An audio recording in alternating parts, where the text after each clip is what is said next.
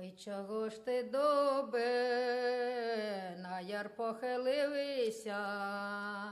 Ой, чого батькова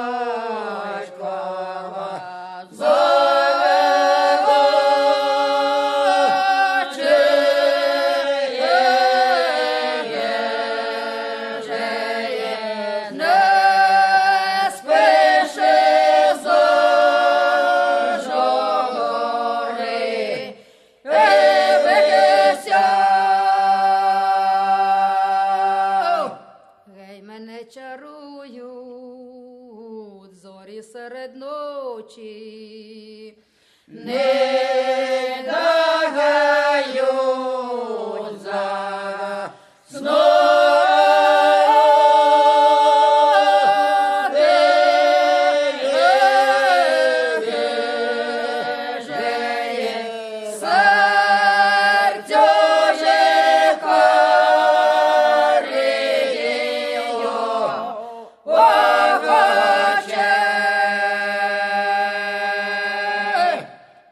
летиш ти, коню, степом і ярами, розбиємо,